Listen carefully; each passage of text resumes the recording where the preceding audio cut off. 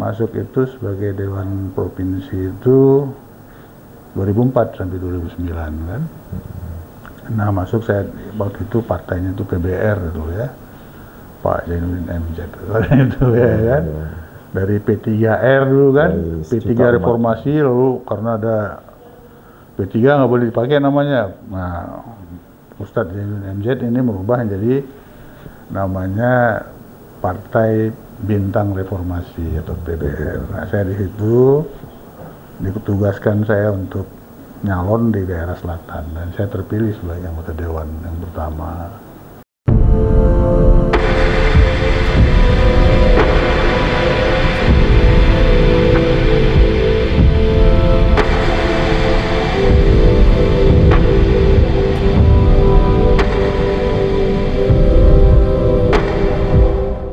Selamat sore Bang Andi. Ya, selamat sore Mas Ika. Pemirsa Pantau Lampung, melalui program Lebih Dekat kita akan mengenal lebih jauh dengan Bang Andi Surya. Beliau ini sekarang Ketua Yayasan Bumitra. Ya. Kemudian dan Global Surya. Global Surya ya. Dulu pernah jadi anggota DPRD. Ya. 2 periode ya di DPRD Lampung, kemudian DPD ya. DPD 1 periode ya. Ya. Tapi kan ya mungkin perjalanannya nggak semudah itu kan. Mungkin bisa diceritakan Bang. Iya. Sejarah mungkin dari kecil lah, nggak apa-apa dari kecil. Iya, jadi sebetulnya Lahiran Aceh kan ya, Bang Andi ya? Iya, sebetulnya apa yang disampaikan itu benar. Artinya ya hidup ini kan memang harus berjuang ya, berjuang dan harus berani lah kita untuk menghadapi kehidupan. Nah, kalau dikatakan sampai kepada titik itu memang ada hal-hal yang dilakukan gitu. Jadi yang paling penting adalah bagaimana kita mengerjakan sesuatu itu dengan serius saja, serius, fokus. Dan satu yang paling penting itu adalah kita harus berani gitu. Jadi prinsipnya itu berani tapi dengan sesuatu alasan yang tepat gitu loh, alasan yang tepat sehingga apa yang kita lakukan, apa yang kita jalani itu menjadi tanggung jawab kita. Nah, ketika juga saya dulu ada bersama-sama dengan kawan-kawan semua di Lampung Pos, lalu saya keluar. Nah, saya berkiprah di dunia pendidikan juga karena memang kita ada keinginan untuk masuk ke dunia seperti itu. Maka tahun 95 itu saya membentuk yayasan, kemudian kita membuat perguruan tinggi. Nah, dari situ kita terus mengkreasi perguruan tinggi yang ada. Kemudian juga tahun 2008 kita buat sekolah seperti ini, Global Surya. Nah, itulah yang harus kita lakukan dengan serius dan keberanian. Itu yang nomor satu. Jadi keberanian itu harus di-maintain dengan sebaik-baiknya. Tapi kalau kita nggak berani, ya kapan kita mau panen ya kan? Petani aja berani nanam padi, dia baru berharap panen. Kalau kita nggak berani nanam padi, kita nggak akan pernah panen. Nah, kira-kira gitu Mas Siska. Bang Andi ini kan lahir di Aceh ya, tapi bukan suku Aceh kan? Ya, saya lahir di Banda Aceh. Bapak saya itu orang Jawa Timur, Bawean. Nah, ibu saya orang turunan Padang Betawi. Nah, jadi ketemu di Medan, menikah di Medan. Terus bapak saya karena beliau itu adalah TNI Angkatan Darat, dipindahkan ke Aceh, kemudian berkiprah di Aceh sebagai tentara, sebagai TNI, nggak pernah dipindah-pindah lagi. Akhirnya kami anak-anaknya lahir di Aceh. Lahir di Aceh terus sampai SMA? Ya, sampai saya selesai kuliah. Kuliah di Aceh? Kalau sayanya sampai selesai kuliah, tahun 89 selesai kuliah. Nah, terus baru saya keluar dari Banda Aceh. Jadi sempat menikmati ya suasana yang dulu masih ramai gam segala macam. Oh iya, itu sejarah Aceh ya, karena Aceh itu kan banyak peristiwa-peristiwa dulu ya, peristiwa-peristiwa lama itu yang barangkali itu juga mungkin merupakan bagian daripada sejarah Aceh yang kita harus pahami. Itu perjuangan masyarakat Aceh saat itu gitu loh. Tapi sekolah sama sekali nggak terganggu lah suasana seperti itu? Nggak, Itu Di kota pada waktu itu lokasinya enggak, jauh lah. enggak. Karena pada waktu itu hal-hal yang menjadi konflik itu ada sebetulnya di beberapa wilayah kabupaten dan itu di agak-agak pedalaman gitu. Jadi kota-kota besar seperti Banda Aceh, ya, Losmawe kan, mungkin Biren juga nggak terpengaruh. Tapi yang di dalam-dalam itu mungkin terpengaruh. Jadi saya sekolah dari mulai SD, SMP, SMA itu nggak ada masalah. Jadi masalah. Sampai saya selesai kuliah itu tahun 89, S1, bagus-bagus aja waktu itu. Nah, Jadi cuman orang tua juga orang tua nggak pernah pindah ya? Biasanya kan nggak pernah pindah. Pindah-pindah. Enggak. Enggak. Nah, itu saya heran juga itu. Dan saya nggak pernah tinggal di asrama. Jadi bapak saya begitu di Aceh dia beli tanah, buat rumah dekat kantornya itu nggak pernah dipindah-pindahin. Jadi nggak ada sebutan kayak anak kolong itu? Enggak, cuman temen saya Teman-teman anak kolong ya. semua, mainnya di asrama gitu. Jadi setelah kuliah selesai tahun Tahun 89 saya selesai S1. apa pertama pekerjaan waktu itu setelah kuliah?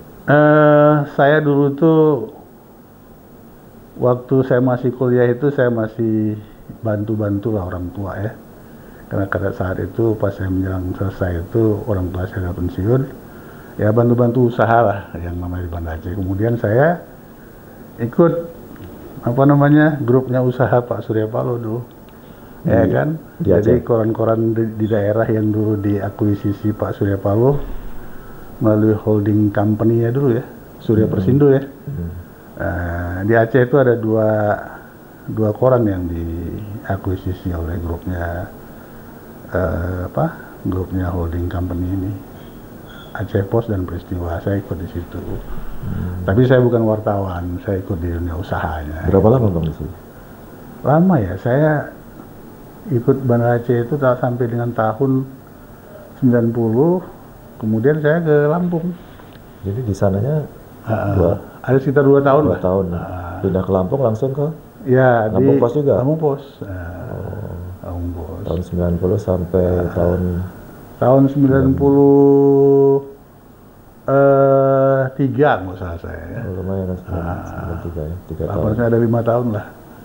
Nah, sempat di Jakarta juga sebentar, setahun setengah ya. Waktu di Lampung itu sempat di Jakarta. Jakarta. Terus saya balik lagi ke Lampung. Nggak betah juga di Jakarta. Lalu yayasan ini mulai setelah keluar dari Lampung Mas ya? Oh ya, saya kan menikah. Menikah di Lampung tahun 95. Kalau nggak salah di Metro. Iya. Dengar kabar saya nikah di Metro. Nah, terus saya kebetulan orang Metro Bang. Iya, saya nikah di tempat abang dari mertua saya. Karena mertua saya udah meninggal kan, jadi kita nikahnya di sana. Nah, terus 95 itu saya buat yayasan. Kita karena orang tua ini kan, mertua saya kan orang pendidikan. Nah, kenapa kita nggak fokus di situ gitu loh. Pada sektor pendidikan ini, di tahun 95 ini saya buat langsung Umitra. Enggak, kita masih harus dari awal kita buat akademi dulu kan, akademi komputer, Amik dulu. Amik ya. Lu masih sewa-sewa kita dulu kan? Lokasi awalnya dulu awalnya kita di mana itu? Dekat UGL. Sekarang udah jadi Mall Bumi Kedaton. Oh, lokasi itu dulu tuh ada bangunan yang ada tempat yang jarang dipakai dulu kan? Ada tempat cucian mobil kalau nggak salah. Iya, cucian mobil, ada apalah tuh yang buat bronjong itu di belakang kan. Tapi di depannya tuh ada bangunan kelas-kelas yang nggak terpakai. Akhirnya saya sewa di situ, kita buat akademi di situ. Tahun pertama yayasan itu berdiri. Amik namanya, Akademi Manajemen Informatika dan Komputer. 96 itu. Yayasannya 95, operasi kita 96. Gitu, Mas. Jadi dari Amik sampai ke Umitra berapa tahun itu? Oh, itu panjang ya. Karena waktu itu saya juga membuat perguruan tinggi ini kan memang harus punya visi ya, harus punya cita-cita ke depan bagaimana kampus itu bisa paripurna gitu loh. Jadi ibaratnya kalau kita punya sebuah keinginan membuka akademi, Itu kan harus ada sekolah. Kita juga punya cita-cita untuk membuat sekolah tingginya sampai ke universitasnya. Nah, ketika itu saya berpikir bagaimana di bawah yayasan kita ini juga harus melakukan semacam diversifikasi rumpun ilmu. Jadi kalau kita sudah masuk pada segmen ilmu informatika komputer, nah saya masuk ke ilmu ekonominya. Lalu saya buat akademi manajemen dan akuntansi tahun 98 kalau salah saya itu 98. Nah tahun 2001 saya juga kembangin lagi sekolah-sekolah tinggi. Waktu itu ada 3 sekolah tinggi yang kita dapat izin di tahun 2001 itu. Sekolah tinggi ekonomi, sekolah tinggi kesehatan, dan sekolah tinggi manajemen informatika komputer gitu loh Mas. 2001 lalu berkembang terus 5 tahun yang lalu, karena sekolah-sekolah ini kan saya rasa kalau dia ada dalam satu yayasan tapi banyak institusinya, alangkah baik kalau kita merger jadi universitas, ya kan? Nah, kalau nggak salah saya 5 tahun yang lalu apa 6 tahun yang lalu kita berubah menjadi universitas. Jadi kita gabung, kan banyak persyaratannya tuh. Penggabungan mergerisasi internal itu kan pertama jumlah fakultas, jumlah program studi. Nah kita tambah fakultasnya itu fakultas hukum. Tadinya kita basisnya fakultas ilmu komputer, ilmu ekonomi, ilmu kesehatan, tambah satu fakultas komputer dan beberapa program studi baru. Sekarang ada berapa mahasiswanya? Ya mahasiswa sekitar 3.000-an sampai 4.000-an lah. Kalau yang Global Surya ini tahun berapa mulainya? 2008. Jadi di sana masih statusnya sudah sudah belum Umitra ya? Sudah Umitra. Sesudah Umitra dong. Baru kan 95, Umitra 96. Ini 2008. Ya. Global Surya. Global Surya. Dari mulai TK, bahkan di bawah TK itu apa namanya? Kindergarten. PAUD. Setingkat PAUD. Ya, playgroup PG ya. Sampai TK, SD, SMP, SMA. Di sini satu komplek. Satu komplek kita di sini. Kita fokus ke situlah supaya sumbangsih kita kan swasta, ya swasta ini kepada masyarakat. Selain di dunia pendidikan, Bang Andi kan pernah ke politik ya? Di politik pernah di apa dulu ya? Hanura ya kalau nggak salah. Ya, saya tahun 2003 saya diajak oleh kawan-kawan ya. Salah satunya barangkali juga tokoh Lampung ya, yang udah saya anggap sebagai orang tua saya, ya kan. Beliau tokoh NU, beliau itu bernama Pak Kiai Haji Arif Mahya. Pak Arif Mahya. Nah itu orang tua saya itu ya, saya panggil papi beliau. Jadi beliau yang katakan sama saya, nah kalau kamu sudah di kampus itu ibarat menara gading katanya. Ya kan menara gading itu apa yang kita lakukan itu masih dalam bentuk wacana-wacana yang bersifat teori. Ya kita tidak menapak. Nah tapi coba kamu masuk ke politik katanya, gitu kan. Nah akhirnya ya udah saya ikutin. Bukan pertimbangan karena memang hobi politik, bukan? Ya sebetulnya saya kan dulu basis kuliah saya itu S1 saya kan sarjana administrasi negara. Artinya ilmu politik itu saya punya. Agak mendekati lah ya. Saya ngeliat ini, ya waktu itu kan saya sudah 2003 itu saya sudah kampus sudah jalan, semua sudah jalan, ya kan. Artinya sudah nggak perlu kerja keras lagi lah untuk mengembangkan kampus. Ya, dari sisi waktu saya ada. Kemudian ada dorongan dari tokoh, dari kawan-kawan. Nah, kenapa kita juga nggak ikut serta di situ untuk mewarnai khususnya politikan di daerah ya? Karena saya kan nyalon ke DPRD provinsi pada saat itu. Jadi bergabung ke politik langsung tahun itu juga ya? Oh iya, tahun 2003. Langsung pemilihan legislatif ya? Pemilihan 2004. 2004 setahun. Nah, saya masuk itu sebagai Dewan Provinsi itu 2004 sampai 2009 kan. Nah, masuk saya waktu itu partainya itu PBR itu ya. Pak Zainuddin MZ itu ya kan. Dari P3R dulu kan, P3 reformasi, lalu karena ada P3 nggak boleh dipakai namanya. Nah, Ustadz Zainuddin MZ ini merubah jadi namanya Partai Bintang Reformasi atau PBR. Nah, saya di situ ditugaskan saya untuk nyalon di daerah selatan dan saya terpilih sebagai anggota dewan yang pertama.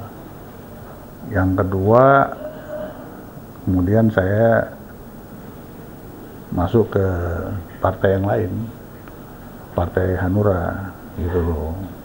Bukan karena saya kutu loncat, bukan, tapi karena PBR-nya nggak jalan pada saat itu ya kan. Karena ada konflik-konflik eksternal ya kan. Nah, kita pindah aja lah. Lewat Hanura. Lewat Hanura. Terpilih lagi tetap walaupun lewat terpilih Hanura. lagi. Bukan karena partainya. Jadi warnanya agak berbeda, agak pelangi sedikit kan. Tadinya hijau jadi agak ke kuning-kuningan gitu ya. Kuning-kuningan gitu. Nah. 2 periode, kemudian sampai 2014 ya. 2014. Setelah itu baru masuk saya ke itu ke DPD. DPD RI. DPD RI itu tahun 2019 2014 2019. Tapi sama sekali nggak ada jalur partai ya? Oh, nggak ada lah kan namanya partai. Namanya enggak, saya waktu itu enggak. Ya mungkin kawan-kawan partai ya banyak dukung, tapi kan kita tidak berpartai. Iya, karena DPD. Ya, dengan kita sebelumnya kan kita di Dewan Provinsi itu kan secara politik kan kita punya kawan-kawan banyak juga kan, jaringan itu kan banyak. Jadi ketika saya masuk ke mana? Ke DPD ya kita memang harus sosialisasi gitu loh. Nah, sosialisasinya macam-macam lah, kita turun ke bawah, kawan-kawan politik kita temenin, kita ikut bersama-sama juga begitu, supaya kita dikenal gitu kan. Nah, akhirnya saya terpilih 2014 sampai 2019 gitu. Dulu namanya DPD RI, tapi orang-orang awam disebutkan bahwa itu senator namanya. Senator. Tapi dalam undang-undang nggak ada kata-kata senator itu. Yang ada senator itu di Amerika. Mirip juga nggak mungkin kan? Sistemnya beda juga. Iya, beda. Tapi ruhnya sama. Jadi dia check and balance ya. Jadi ibaratnya kalau mobil itu kalau satu lampu aja kan kurang bercahaya, ditambah lampunya 2 nih kiri kanan kayak mobil kan. Cuma masalahnya satu lampunya agak terang, satu lampunya kurang wattnya gitu loh. Lalu perjuangannya gimana Bang? Untuk jadi anggota DPRD provinsi dengan DPD, perbedaannya? Ya sebetulnya sama aja. Tapi wilayah wilayah kan ya perbedaannya luas, wilayah luas wilayah, jangkauan campaign kita itu lebih luas ya. Kita harus menguasai juga beberapa wilayah di luar basis kita. Seperti saya kan basisnya di selatan atau di Bandar Lampung lah.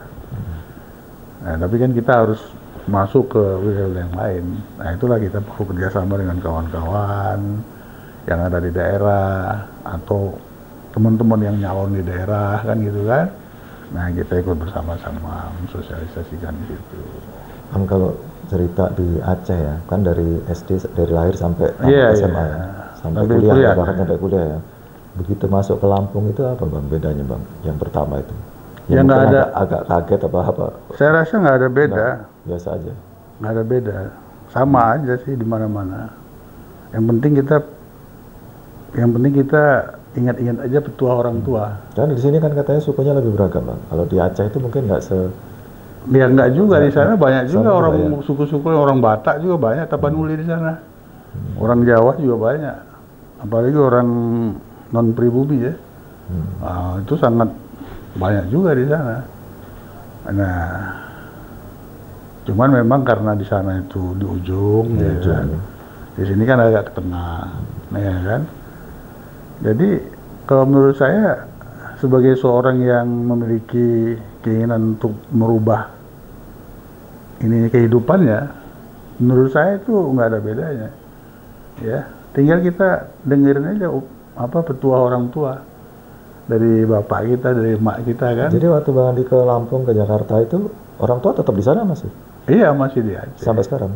Oh enggak, pada saat itu saya ketika saya sudah membuat kampus segala macam, ibu bapak saya kan sudah pensiun. Nah, ikut saya di sini sampai mereka berpulang gitu. Jadi sekarang dua-duanya sudah berpulang. Ibu saya, bapak saya lebih duluan dikebumikan di Taman Makam Pahlawan ya, karena dia kan Jagabaya di punya bintang gerilya. Pahlawan di sini. Iya, di Bandar Lampung ini. Nah, perjuangannya Sumatera Utara dengan Aceh. Nah, ibu saya juga setelah beberapa tahun kemudian meninggal dunia di Lampung, dua-duanya. Dua-duanya Gitu. di Lampung. Ya, saya bawa kemari karena udah pensiun kan. Nah itulah kira-kira. Jadi rumah peninggalan yang di Aceh masih ada. Di sana masih ada adik saya. Bang Andi putra berapa? Putra saya 3. Putri saya 1, putranya 2, jadi 3. Yang sulung sekarang sudah. Yang sulung sekarang dia sudah selesai S2, ini MBA dia, MBA. Sekarang lagi ambil S3 dia sekarang di Jakarta. Yang nomor 2 sebentar lagi jadi dokter. Nah, dari Unila. Dari Unila sini. Nah, jadi zamannya masuknya zamannya Pak Malakin. Pak Suryadi Malakin. Masih lama udah lewat. Sudah lulus kemarin berarti ya? Sudah hampir selesai koas. Hampir selesai koas. Jadi bukan zaman yang sekarang. Nah, itu dokter ya. Yang ketiga itu baru kelas 1 SMA. SMA-nya di sini nih. Jadi anak-anak saya sendiri, ya? Harus masuk sekolah ini, nggak boleh tempat lain. Oh, jadi anak sendiri. Kalau masuk tempat lain, berarti saya nggak percaya dong. Nggak percaya sama sekolah. Iya. Anak tua saya sekolahnya tempat lain karena waktu itu saya belum buat, ya kan? Oh, ini belum buat. Ya. Tapi yang kedua, ketiga sekolahnya di sini. Oh, yang kedua sudah di sini ya sekarang? Di sini. Ya kita harus percaya dong dengan sekolah kita, ya kan? Kalau sekolah tempat lain nanti apa kata orang? Apa kata orang itu tempat lain gitu kan? Nah itu Mas Siska. Sekarang apa Bang? Udah selesai Umitra, sudah, ini apa cita-cita yang masih mau? Ya saya nggak ada cita-citanya, cuman bagaimana ya berguna aja lah untuk kawan-kawan semua, untuk masyarakat. Bagaimana kita terus memberikan pelayanan yang terbaik dari sekolah-sekolah yang sudah kita hadirkan ya. Kayak kampus Umitra kita benahi lagi kan. Sehingga Solusivitas Akademika itu semangat. Bukan hanya dosen dan tenaga pendidikannya saja atau non pendidikan, tapi juga mahasiswa, bagaimana mereka bisa atmosfer akademik itu mereka peroleh dalamnya, dan ketika keluar mereka betul-betul memiliki ilmu dan wawasan sesuai dengan pilihan studi mereka. Itu yang paling penting menurut saya gitu. Selain di kampus atau aktivitas kampus, mungkin hari-hari apa Bang sekarang tuh? Oh iya. Apa olahraga, apa hobi? Ya saya punya hobi olahraga. Lain, saya menjaga kesehatan juga. Pertama, ya badan ini besar juga ya kan. Tapi makan saya kurangi sebetulnya. Tetap besar. Tetap besar. Tapi saya olahraga. Hampir tiap hari saya olahraga. Setidak-tidaknya saya pemanasan lah ya di rumah. Kemudian ya latihan beban segala macam kan, berenang sekali gitu kan. Nah, jadi itu penting. Setiap hari itu Bang? Seminggu 5 kali lah, ya kan. Nah kemudian juga supaya kita juga pikiran kita ini juga bisa terjaga dengan baik, nalar kita bisa jalan, logika berpikir kita, struktur berpikir kita bisa kita jaga, ya kita harus banyak membaca. Ya kan, ya paling tidak WA lah kita baca. Atau sedikit-sedikit kita menulis ya kan, opini-opini ya kan, kirim ke teman-teman online supaya itu kan itu kan tidak-tidaknya itu kan perspektif kita, opini kita tentang sesuatu yang terjadi yang ada di sekeliling kita. Makanya saya kirimkan opini-opini. Ya alhamdulillah kawan-kawan ini memuat ya, paling tidak dibaca sama orang. Itu kemudian ya banyak bermain dengan keluarga. Dan sekali-sekali saya ke Jakarta. Adalah sesuatu yang diurus-urus di Jakarta itu. Gitu. Biasa tidur jam berapa Bang kalau malam? Saya termasuk orang yang tidak tahan begadang lagi sekarang. Tapi zaman dulu saya muda-muda dulu, waktu saya ikut di grupnya Lampung Pos Media itu, saya bisa kerja tuh sampai tengah malam loh. Saya bisa tidur jam 3, jam 4 subuh tuh, karena masih muda ya. Udah lewat tengah malam itu. Kalau bicara soal membuat konsep kerja itu, saya bisa sampai tengah malam. Atau kerja fisik juga bisa. Tapi sekarang saya nggak bisa lagi. Jam 9 udah ngantuk saya. Jam 10 saya tidur. Apalagi gitu. Siang nggak tidur kayaknya ya? Hah? Siang nggak ya? Siang jarang tidur. Kecuali capek bener baru saya tidur. Tapi kalau makan masih ada pantangan-pantangan?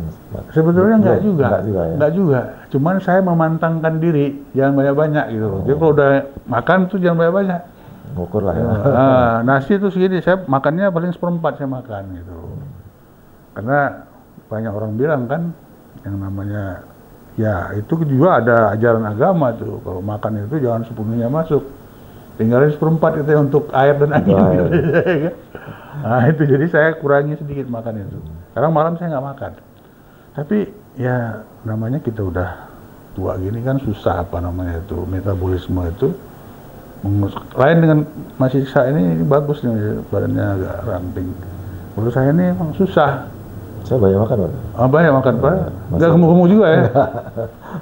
Jadi ya itu beda metabolisme. Saya nggak makan, dibatasi juga saya makan, tetap besar badannya gitu loh. Tapi saya pingin agak menurunkan barang 10 kilo lagi gitu loh, untuk sehat katanya kan. Nah, tapi memang kalau udah ketemu makanan yang enak juga, kadang-kadang lupa diri makan juga barang gitu kan. Karena makanannya enak ya. Nah gitu. Kalau tahun 2004 ada cita-cita nggak?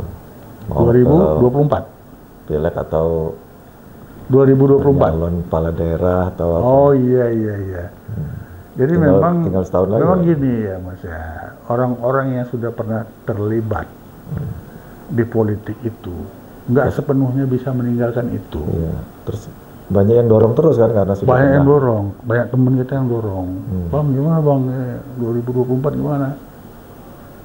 Pilkada gimana? Pileg gimana gitu kan? Nah tadi juga saya dari Kalianda ketemu sama kawan sebelum kemarin ngongkrong di Kedai Aceh itu kan, ngopi-ngopi gitu kan. Nanya lagi, saya bilang, ya pilihan saya kan pertama, apakah saya nyalon atau tidak nyalon? Kalau tidak nyalon, berarti kan saya banyak kerjaan juga. Saya ngurusin internal saya kan, bukan hanya kampus dan sekolah, ada kegiatan yang lain yang kita lakukan, ya kan? Hal-hal yang terkait dengan masalah-masalah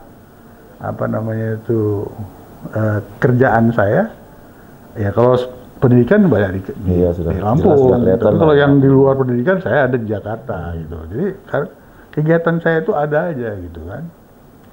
Itu yang pertama. Yang kedua, kalau saya nyalon harus milih lagi. Nyalon itu kan ada 3, nyalon kepala daerah, nyalon DPD, nyalon DPR RI kan gitu kan. Harus milih lagi nih, yang mana nih yang paling bagus untuk masyarakat, untuk kita gitu loh. Nah itu belum saya putuskan sampai saat ini. Iya kan? Tapi belum berarti langsung enggak kan? Itu karena saya bilang tadi, karena orang yang sudah pernah terlibat politik, pikiran politik itu masih ada itu gitu loh Pak. Iya kan? Kalau nggak dari kita, dari luar. Iya, kayak Mas ini, Mas Isya, wartawan dulu, ya kan? Lampung Pos ya. Nah setelah pensiun masih juga kayak gini, ini kan wartawan juga nih kan? Karena memang darahnya itu, genomnya itu ya, gennya itu masih ada itu yang setiap ada pengalaman lama itu. Pasti berkait dengan itu gitu loh. Sama juga seperti saya. Tapi saya masih mikir-mikir dulu, ya masih saya lihat Masih Mana ada yang waktu terbaik. berapa? Masih ada lah. Ada cukup waktu lah ya untuk Cukup maju kan atau- pemilihan itu atau tidak. bulan 2024 bulan 2 ya, Februari ya. Kemudian kan ada prosesnya dari sekarang. Iya. Belum Itu- daftar belum. Kan ya itu pilihannya itu 3 itu banyak yang mau dipilih itu. Ini aja belum pasti, terus keinginannya belum pasti, 3-nya juga belum pasti yang mana kan gitu Iya, kan. benar Mas. Jadi kita milih-milih itu mana yang terbaik lah. Kalau ternyata yang terbaiknya kita nggak nyalon ya sudah. Jadi pengamat aja lah ya kan. Pengamat nulis-nulis gitu kan. Kayak hari ini nih ada tulisan saya tuh yang saya yang saya kasih kawan-kawan itu. Biasanya nggak jauh-jauh dari politik dan hukum. Tulisan saya itu. Bukan ekonomi ya? Hah? Bukan ekonomi bidangnya. Ekonomi udah banyak yang ahlinya. Ini banyak hal ya. Apalagi di Ada Lampung. Bang Andi kan Ekonomi. termasuk kan. Cuman karena basis saya pernah di politik ya kita Pengetahuan lebih banyak hukumnya udah mulai ini hukum politik ya. sekali-sekali hukum kan gitu. Kita harus pelajari juga ilmu politik, ilmu hukum. Harus belajar secara otodidak. Oke, Bang Andi, terima kasih atas bincang-bincangnya. Oke. Mudah-mudahan ada manfaatnya bagi Saya terima kasih juga nih dengan Mas Iska nih dan kawan-kawan luar biasa podcast ini ya. Mudah-mudahan lancar terus dan sehat terus kita semua. Amin.